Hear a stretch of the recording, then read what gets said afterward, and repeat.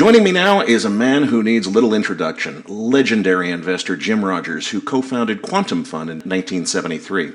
Now, as some of you are old enough to remember, the 70s were a very difficult time for investors, with the S&P 500 advancing only 47% in the entire decade. Jim's Quantum Fund, on the other hand, returned more than 4,200% in the same period, although it's actually a shorter period from the fund's inception in 73 through the end of the decade. 4,200% returned to investors. And to this day, Quantum remains one of the most successful hedge funds in world history. Jim retired from professional finance in 1980 at the grand old age of 37 and went for a ride on his motorbike. But Jim took that motorcycle ride Jim Rogers style, literally riding around the world and traversing every continent except Antarctica by motorcycle, while chronicling the adventure in his first book, Investment Biker. Then in 1999 through 2001, Jim took his new wife for a drive in the countryside through 116 countries while racking up more than 150,000 miles on a custom-built Mercedes that Jim had created just for that journey. That trip was the subject of Jim's second book, Adventure Capitalist. Since then, Jim has written 4 more fascinating books and has become, without a doubt, the world's most famous private investor. Our concept for the Macro Voices podcast is to bring you the very brightest minds in the world of macroeconomics, and frankly, it would be hard to even imagine a better guest than Jim Rogers to help us launch this new podcast. Jim, thanks so much for coming on the program as our first feature interview guest. Oh my gosh, the very first. Well, thank you, Eric. I'm flattered. Oh, it's fantastic to have you here, Jim. You are famous, sir, for your long-term bullish views on Asia. You literally wrote a book on that subject back in 2007, and you even took the extreme step of moving your family from New York to Singapore because you wanted your daughters to grow up speaking fluent Mandarin and understanding Asian culture. You famously said that moving to Asia in 2007 was akin to moving to London in 1807 or New York in 1907, and as you know, your public comments on that subject influenced my own decision to move to Hong Kong in 2009. So believe me, I couldn't be more with you on the idea that this is Asia's century. But Jim, on a short to intermediate term basis, China is really hurting right now, and a lot of people think it's going to get worse before it gets better. So please give us an update on your views. Are you still long-term bullish on Asia in general and China in particular? And assuming that you are, is this that blood in the streets moment when investors ought to be buying Chinese stocks hand over fist? Or is it smarter to step back and wait this out until the turbulence is over before investing in China? Well, Eric, it's an interesting question. Let's go back to the U.S. In the 19th century, the U.S. was on the rise, but along the way, we had a horrible civil war. We had 15 depressions with a D. We had virtually no human rights. We had very little rule of law. We had massacres in the streets. I mean, we were a mess. Many people wondered if we would survive. And yet, as you know, the U.S. became the most successful country in the 20th century and put together quite a record. So China will certainly have problems along the way. Every individual that rises has setbacks. Every company, every family, every country. Nothing goes straight up. So sure, China's going to have problems. I don't know what or when or why or how, but I know that's the way the world works. The problems that China's having now and will have mainly come from the West, though. If you have to have a particular culprit, it's probably Washington, D.C., where they have been printing staggering amounts of money for years now and borrowing huge amounts of money. It's affecting all of us, not just China. Hong Kong is being affected, as you know, but everybody, Eric. The world's got some hard times facing it, and it's not going to be a lot of fun the next couple of years. And if there has to be a culprit, it's Washington, D.C., but a lot of people are going to suffer. Would you think that this is a good time to go ahead and start investing in Chinese equities, or is it better to wait this out? Well, I am not buying, if you mean to buy today in February of 2016, I am not buying at the moment. I haven't sold any. I am long China and short the U.S., for example. So I'm not buying anywhere in the world as we speak because I expect some very, very difficult times ahead. A lot of macro analysts are concerned about the risk of both China and Saudi Arabia potentially depegging their currencies from the dollar and devaluing. And some have even predicted that if China devalues significantly, which a lot of analysts think is unavoidable, it could set off a contagion of competitive devaluation across Asia and other emerging markets, which in turn could potentially ignite a global deflationary spiral that could cripple the global economy. Are these kind of fears justified, Jim? And what do you think the consequences would be generally of both Chinese and Saudi Arabian devaluations? Would that lead to a contagion? Well, we already have many currencies collapsing or devaluing. I wouldn't call it quite, it's not devaluing in the sense that there's a conscious devaluation, but the euro's down dramatically. The Japanese yen is down 50%. The Australian dollar, the Canadian dollar, Singapore, I could go on and on, Singapore dollar, with currencies that are down a great deal. Now, this is not like the 30s where there were conscious devaluations and beggar thy neighbor policies, but it has happened and it is happening. The Chinese currency has been perhaps the strongest in the world for the last decade, maybe even for the last few months, because it's only down 5 or 6% against the U.S. dollar. So mainly what's happening, Eric, is the U.S. dollar is very strong because people are terrified of what else to do with their money. They're looking for a safe haven. They think the U.S. dollar is a safe haven. It is not. I hasten to tell you it is not, because the U.S. is the largest debtor nation in the history of the world, and the debts are getting higher. I own U.S. dollars, not because I have any confidence in the fundamentals, but because everybody is going to continue to look for a safe haven during times of turmoil. I also own the renminbi. I'm not selling my renminbi.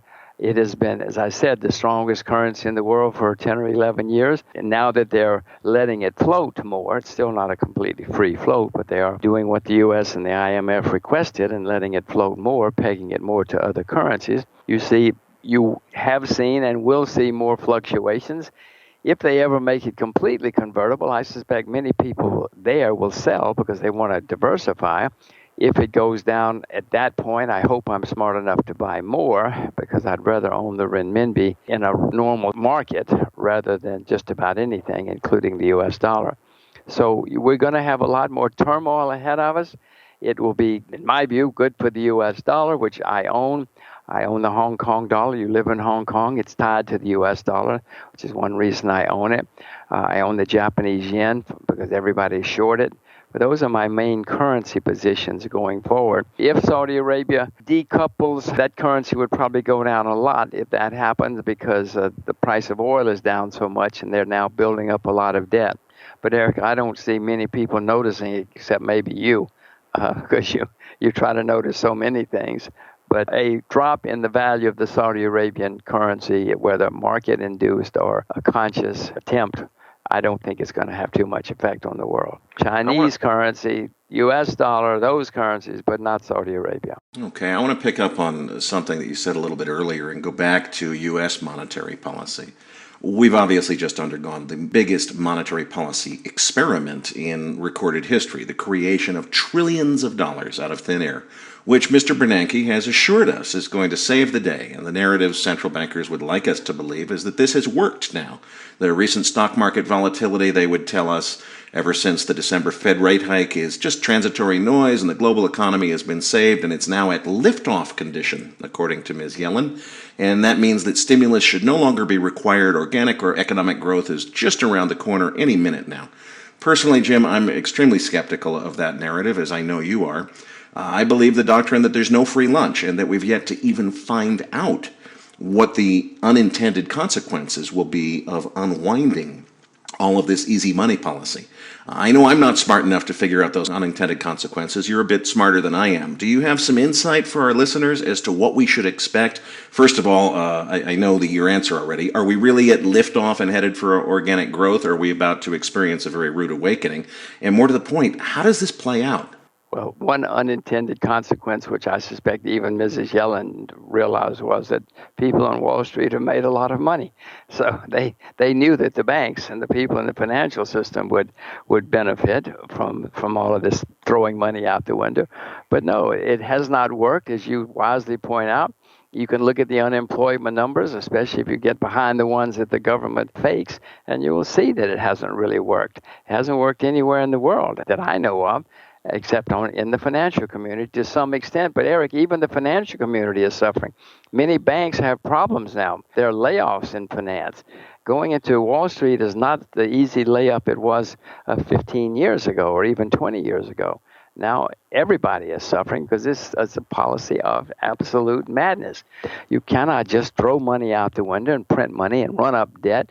Yeah, the people who benefit from the debt and their friends and the money printing think things are great.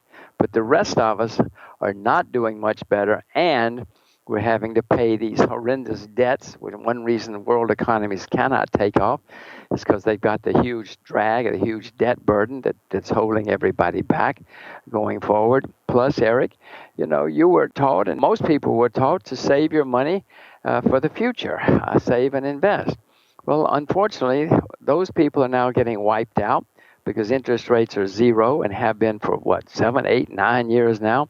So the people that you really need in a society and an economy, the people who save and invest for the future, are being totally wiped out. Pension plans, endowments, trust funds, insurance companies.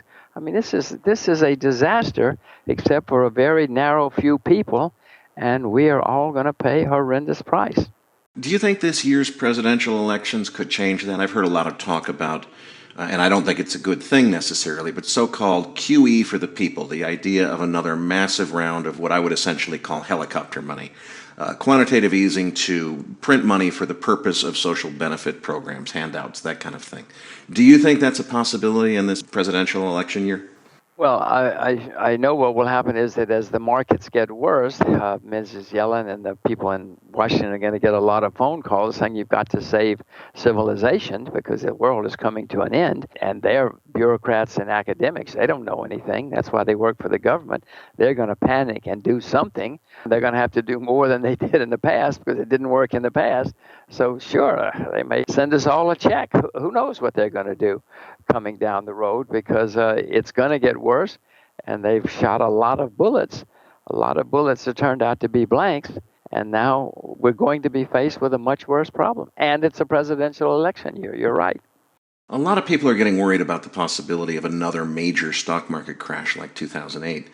And I think that's very possible myself. We may be seeing the beginnings of it now. But frankly, if I think about the long-term macro picture, when I think about the word bubble, my mind goes straight to the bond market, not the stock market. I kind of feel like we're approaching a peak debt moment where maybe finally we wake up and recognize what you and I know, which is a lot of the outstanding debt in the world will never be repaid because it was malinvestment that never should have been made in the first place. If I'm right, that could potentially lead to an epic crisis in the bond markets in coming years, both corporate and sovereign credits. And maybe even a debt jubilee, as some people have started to suggest. The Treasury bond markets around the globe already feel toppy to me. We're seeing, at this point, negative interest rates in German bond yields well beyond 10-year maturities. We seem to be at the end of a 30-year bull market in bonds. Sovereign bonds are still feeling like they're toppy, maybe headed a little higher, but the corporates, particularly the high-yield junk bonds, are selling off pretty hard. Is this the beginning of the end, Jim? Is the bond market bubble ending? Or is this sell-off in high yield just a little bit of noise that doesn't mean anything? One small correction. The bond bull market has been going on 35 years. It started, the bottom was in September of 1981. So it's been going on over 34 years now. And yes, it's coming to an end. You may have government bonds go higher for a while, just as the panic takes place. I'm short, in the terms of full disclosure, I am short junk bonds in the United States, and you're right, they are going down now, some of them more than others, obviously. But no, we're making a top in interest rates. That does not mean, Eric, that if and when the Federal Reserve panics again, that interest rates won't go down some more, bonds go up, in other words. But no, we're making the top. There's very little question, we're making the top. I'm not short sovereigns because I expect so much panic that many people will pile into them like they're piled into the U.S. dollar. But I'm certainly short junk bonds, and I wouldn't buy bonds I can't imagine, unless it's a very special situation bond. I can't imagine buying bonds anywhere in the world. Well, maybe short-term Russian government bonds or something, just because the yield is so high. But I cannot imagine buying bonds anywhere. Now, I just want to take that a little further with respect to Europe in particular. I'm with you. I am already short junk bonds in the United States. I think there's probably a little bit more upside in U.S. sovereigns. What about something like the German Bund? I mean, we had Bill Gross say this thing's over, this is ridiculous, at a negative 4 basis point yield or something a few months back on the 10-year. With this whole refugee crisis, I'm not even sure what the Bund yield is now, but it's deeply negative. Can this go even farther, or have German Bund yields topped out? Well, I think they've gone even more negative since Bill said that. And I think you're seeing more places in Europe with negative yields. And the Japanese said they would not have negative yields, and now they do. Just like most politicians and central bankers, they lie to us. Of course it can go lower. I mean, will it? I don't have any clue. I said before, they're going to all panic and do whatever they can to save the world. They're not going to save the world. I mean, unfortunately, after 8 years of this madness, we got to pay the price. And whether we pay the price in 2016 or 2017 or both, we're certainly going to pay the price. You asked before if there could be a stock market crash. Of course there can be. I mean, we've had stock market crashes every few years since the beginning of time. This time is going to be worse than in the past because the debt, Eric, the debt is so much higher. We had a problem in 2008 and 9 because of debt. Well, the debt everywhere has skyrocketed since. Even China, in 2008 and 9, China had a lot of money saved for a rainy day and could ride to the rescue and did. But, Eric, now even China has a lot of debt, which is worrisome. So you're going to see people in bankruptcy in China next time around. And China's not going to be able to help as much as they did in the past. And you're going to see, even in China, problem. Well, let's say the government has said they're going to let people go bankrupt, and I hope they mean it, because that's the way the system is supposed to work. We've been talking about some pretty serious secular risks here. Stock market crashes, bond market crashes, out-of-control central bankers that think that they can defy gravity by conjuring money out of thin air.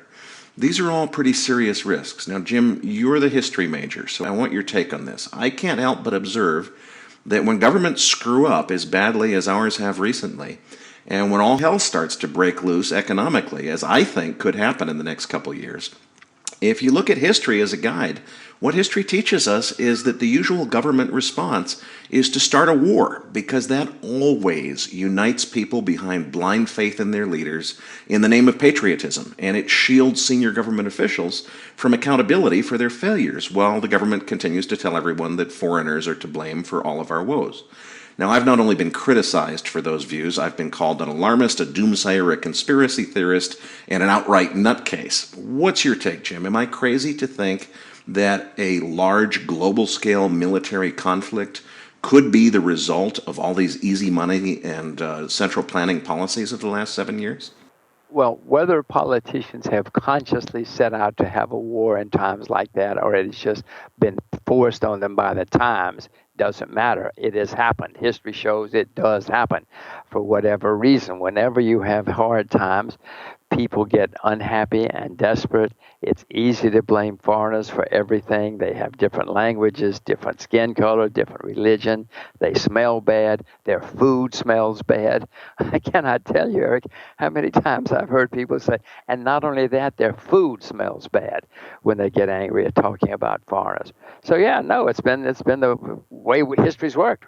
It's not good. It's crazy. We should all get together and drink beer together, and we'd have a lot more fun, or dance together. But it's easy to stir up people against foreigners. It's very easy, and it's always happened. And when things get bad, people look for demons and look for solutions. People like Donald Trump, if he does and people look for a man or a woman on a white horse. You remember Joan of Arc? Well, somebody comes along and says, "Don't worry, guys, I will take care of you. I'll solve your problems." And it always leads to worse economic problems, and that always leads to more propensity to go to war. It's always happened that way. Is it going to happen again that way? Probably, since it always has. Whenever you've had a stagnant world power who's either stagnant or in decline, such as Britain was, and a rising power such as Germany was, it led to war. The U.S. was a rising power. That led to war. China's a rising power now. The U.S. is certainly stagnant and perhaps in decline. History says that leads to war. I'm not saying that somebody's out there consciously plotting it right now, but those circumstances have nearly always led to war throughout history. Well, I'll keep my fingers crossed that it doesn't happen this time, but unfortunately, I'm concerned that it's a very real risk. I want to move on now to precious metals, particularly gold. I'm not sure how long it's going to take to play out, Jim, but I'm convinced that eventually the Fed is going to be forced to make a U-turn. They're going to get into more rounds of quantitative easing. I think that moves precious metals higher eventually. But I didn't think we were quite there yet. I thought we had maybe a little bit more to the downside in precious metals. This dollar rally is the biggest story in macro right now. I don't think it's over. I think the fundamentals that are pushing people into the safety trade around the dollar are still there. And I thought we maybe had a little bit more downside to gold before it was time to start bottoming. But boy, on a technical basis, I know you prefer to stay away from technical analysis, but we are seeing what looks like a breakout in the last few days above some technical levels. It looks like maybe gold is getting a bid here. Do you think it's time for precious metals, or do you think it's still a ways off? Well, I don't own, I own gold and silver, a fair amount of both. I'm not buying. I have the same view you do, that there's going to be a better chance to buy gold. But you're right, gold is up, nearly 15% in the last few months. It's been going through the roof in the last few days. It looks like a blow off here in the last few days, but, don't ask me about market timing. I'm the single worst market timer in the history of the world. Yeah, I know that's how you got the 4,200% in 7 years, was being the world's worst market timer. Well, it is. It's an accurate statement. Even if I was any good then, I'm now the world's worst market timer, I assure you. Okay. Well, and I think definitely history, what I look at here, in the beginning of the 2008 crisis, gold went straight up very briefly. Then everything, including gold, sold off hard. Eventually the bottom was in. It wasn't really until quantitative easing was announced in the spring of '09 that gold really took off. So I'm still thinking that we potentially maybe will see a little spike up here, but maybe better buying opportunities still in the future. It sounds like we're on the same page on that one. Well, I expect it, but again, if it doesn't happen, I own plenty of gold. If it does happen, I'll thank my lucky stars that I can buy more. I'd like to move on now to a theory of mine that I'd like your view on. I contend that the next president of the United States is likely to be one of the most important presidents in the nation's history. And the reason that I think that is entirely about the national debt. President Bush approximately doubled the national debt during his time in office, in very rough terms, from $5 to $10 trillion. President Obama will have more than doubled it again by the time that he leaves office later this year, or beginning of next year, I should say. Assuming that the next president serves 2 full terms, as most do, that takes us all the way out to 2024. And on present course and speed, that would involve, again, doubling the national debt towards $40 trillion, or about 200% of current GDP by 2024. Jim, you've read Reinhardt and Rogoff's research. You know that we can't possibly get to a $40 trillion national debt without something going bump in the night, maybe even an outright treasury bond crisis. And I think it's coming before 24. So I posit that the next U.S. president quite possibly could preside over what would be the biggest fiscal crisis in the nation's history after the bond markets eventually revolt and revoke Washington's longstanding habit of recklessly borrowing and spending beyond our means. So first of all, I'd like to know what you think of my theory that this could happen during the next president's term. But more to the point, Jim, when I look at current poll numbers, it seems pretty clear that Donald Trump, Hillary Clinton, or Bernie Sanders is going to be our next president. Jim, is it just my cynicism, or are we not seeing the same quality of candidates that we used to? I'm not sure we've ever seen a good quality of candidates. You have a nostalgia that I don't. I would tell you, I'm proud to say I've never voted for anybody who's won the presidency of the United States. And as I look back over Lyndon Johnson, Richard Nixon, Jimmy Carter, the list goes on and on and on. I'm very proud that I've never voted for any of those guys because they've all turned out to be hopeless in the big scheme of things. Even Ronald Reagan, who's still revered by many people, the debt doubled under Ronald Reagan. Ronald Reagan came in and said, if we don't do it now, who's going to do it ever? And he doubled the debt himself. So your point is very well taken. No, it's going to continue the way it is. Whoever's elected president, even if Mother Teresa's elected president, the debt's going to go through the roof. And unfortunately, it can happen because they can continue to debase the currency. You may have a pension coming to you of $1,000 a month, say, you're going to get your pension, but it's going to be in worthless money. And they will pay their debts to you, but it'll be in worthless money. So they can do anything they want, and history has shown that they will and can and do anything they want, but it's never good for you and me. It's always good for them. They always try to make sure that they're protected. It's not you and me. And maybe there was a time in American history when the politicians actually were looking out for you and me. I don't really remember a time like that, looking back in history. They've always been out, power corrupts. I'm not the first to figure that out. And it's always happened. Something happens to people when they go to Washington. Most of the people who go to Washington when they're living out in XYZ, pretty wonderful, terrific people. They get to Washington and something happens. I want to follow up on this idea. Let's suppose that the next president keeps borrowing and spending, which I think is both of our expectation.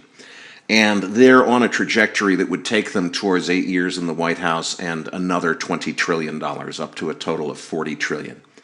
Do you think that we can actually get to those kind of numbers with some debasement in the value of the dollar and everything keeps on chugging along? Or do you think that at some point everything blows up and we get into a treasury market crisis of some kind? Oh, no, we're certainly going to have sovereign debt crises between now and 2024. Are you kidding, Eric? We're going to have all sorts of crises, maybe even serious war by then, probably serious war by then, as the situation gets worse and worse and worse. People will lose confidence in paper money. People will lose confidence in governments. No, I guess I'm more worried about the next 8 years than you are. I don't see much that can save us. So you think, as I do, and I'm pretty worried about the next 8 years, you see, as I do, that something big has to happen. We can't just stay on this current path of printing money and spending it recklessly and assuming it's all going to work out okay. Something really has to fall apart. Do you have any specific thoughts on what it would look like or how it would happen? Well, you can read your history, and you will see that it usually happens. They raise taxes, which makes things worse. We go into trade wars, competitive devaluations, which makes things worse. They certainly bring in exchange controls for you and me. They're already talking about abolishing cash, which would be a way for them to control you and me even more. They're talking about banning foreigners or banning some kinds of foreigners. All of these things have always happened when the world economic conditions deteriorate, and they start somehow or another winding up fighting each other and cursing foreigners, and either big wars or small wars, but it's always happened that way. You ask how it's going to play out, just read some history. It always plays out that way. I don't particularly like saying it because I'm alive and well, and I'm going to have to live through it. And I hope I survive it, both financially and in the flesh. I hope I survive it. No, it's going to be a very difficult time for all of us. But again, Eric, you said they call you all kinds of names. They should read their history books. This is the way it's always worked. You're not making this up. The world has done it over and over again. Yeah, I agree with you, Jim, but unfortunately it seems like you and I are the only ones that are reading the history books, and everybody else wants to just assume it's okay. I want to move on now to a related topic. I'm not the first to say that those who don't understand history are doomed to have to replay it and relive it because, and one of the things that history teaches us is that people don't read history and they don't know about history, and therefore we have to do the same things over and over again. Because unfortunately, maybe you and I are the only two people reading the history books. But if you do read the history books, you know it's coming, and nobody's going to do anything about it till it's too late. I want to move on now to a related topic that's almost never discussed in the Western financial prints, although frankly I think it ought to be page one news. And what I'm talking about is what French finance minister and later president of France, Valéry Giscard d'Estaing, famously called exorbitant privilege back in the 1960s. That term refers to the unique ability of the United States to go into debt almost without consequence because America is the world's reserve currency issuer. D'Estaing was furious that the United States was able to borrow and spend in a way that no other country could get away with because its status as reserve currency issuer created an enormous artificial demand for U.S. dollars. Recently, Russian scholar Sergei Glazyev, who is an economic advisor to Vladimir Putin, has masterminded what he calls a de-dollarization strategy. His stated goal is to persuade as much of the world as possible starting with the BRICS countries, to abandon the U.S. dollar as the global reserve currency and to both settle international trade and hold central bank reserve assets denominated in other currencies. Most Westerners just laugh this off as irrelevant saber-rattling, but I take it pretty seriously. I think that Glazjev's goal is to take away the United States' exorbitant privilege and force the United States to play on a level playing field with other countries. And while I'm not sure whether it's realistic or not, I think Glazjev's ultimate desire is to catalyze a U.S. Treasury bond crisis. What do you think, Jim? Is it possible that Glazjev's goal is to intentionally sabotage the U.S. Treasury bond market? And if that's his goal, as I fear it may be, do you think that he has any chance whatsoever of being successful or at least doing some damage along the way? It doesn't really matter. It's going to happen anyway. Once upon a time, the British were like we were. Once upon a time, the Dutch, the Spanish, and many people have been in this position, and they've always lost the position. I mean, the pound sterling, when I was a kid, was the world's reserve currency. It was losing to the dollar fast.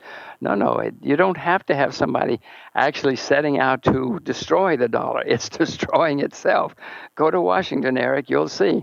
They're doing a very good job. Something is going to come along, just as happened with the pound sterling, and replace the dollar. People are already looking for things to replace the dollar. The Chinese have started the Asian Bank to compete with the World Bank and the IMF. My goodness, we need competition for the World Bank and the IMF. So it's going to happen. I mean, this guy could fall into the sea and drown tomorrow. It doesn't matter. It's going to happen, whether it's a plot or just by nature taking its course. I mean, who wants to own U.S. dollars? You've already cited the statistics of gigantic debts. Who, 10 years from now, wants to own the U.S. dollar? I own a lot of them right now, but I can't imagine owning any in 10 years. Well, I'm with you, and I think it's scary. We're both in what really is a greater fool trade. You've got to be on this U.S. dollar rally right now. It's the biggest trend in macro. And what's going to happen is when things really hit the fan, the panic trade is all going to be into U.S. Treasuries because people have it just tattooed on the inside of their forehead that the U.S. Treasury is the safest instrument on earth. And the fact that the fundamentals have changed since they first learned that doesn't seem to register for most of them. Well, Erik, there's also the fact that they don't know what else to do. As they look around, they don't want to buy yen. They don't want to buy euro. I mean, by the way, I own yen mainly because there's so many shorts. It's not that big a position, but I own it. They're not going to buy the euro, which could rally because it's got shorts too. I mean, there's nothing that they see that they can buy. You cannot just pick up the phone and buy the renminbi. The Hong Kong dollar is de facto the U.S. dollar. So there's not really much that they have a choice these days. They do have a choice, but they don't see that they have a choice. And therefore, you're right about the dollar. That's why I own the dollar. Now, it may be the risk that you and I both are taking is that so many people own the dollar, and there will be a time. My view is that the dollar is going to get overpriced and maybe even turn into a bubble before this is over. If the crisis and the turmoil really get as horrendous as I suspect they will, the dollar could turn into a bubble. Boy, then what do? You got to sell it, but where do you put it? Hopefully by then the renminbi would be completely convertible, or gold would have had a big collapse, or something would present an opportunity in circumstances like that. But that's how I view the world going forward. Finally, Jim, I'd like to shift gears and close on this note. The challenge in interviewing you is that it's actually hard to decide what's more fascinating, your brilliant market insights or your personal life, which frankly I think might be even more interesting to some of our listeners. We've focused today on markets and investing because that's what Macro Voices, this new podcast, is all about. But for the benefit of those listeners who are fascinated to learn more about you, I'd like to talk about your latest book, Street Smarts. Give us a rundown. What's the idea for this book? How did it come about? What's the book about? What will people learn when they read it? Well, I'd done a few books. I never thought I'd do any books, Erik. It so happens when I did a few, and my publisher and agent called me and said, you got all these books, but there's got to be a fascinating story. How did you wind up from the backwoods of Alabama, where your telephone number was 5, to living in Asia with 2 blue-eyed daughters who speak perfect Mandarin? Something had to happen between that phone number of 5 and sitting there in Asia. And they said, why don't you put together the story and let's see how it turns out? So I ignored them and put them off and said, who cares, blah, blah, blah. But finally, I sort of put it together. And part of the reason I did it for my daughter so they would know how all this happened. And many people say it's the best book I've done. I have no idea since it's my book, but there are many who say it's a good thing. Well, it certainly got fantastic reviews. Jim, I cannot thank you enough for coming on the program as our first feature interview. Your insights and wisdom are always prescient, and you're welcome back on this program anytime you like. As we close, is there anything at all that you'd like to add? Any subject at all? The floor is yours. Good luck, and I hope that you can help people become knowledgeable. You can help people become worried, and you can help people prepare because it's not going to be fun. Well, I'll tell you what, we'll do our best on this end, and when it's time to sell those U.S. dollars and buy something else, give me a call and we'll do another show. Eric, I've told you I'm the world's worst market timer. You better ask somebody else. Okay, thank you very much. Okay. Once again, folks, Jim's latest book is Street Smarts, available on Amazon, and you can learn more about Jim's world travels at jimrogers.com.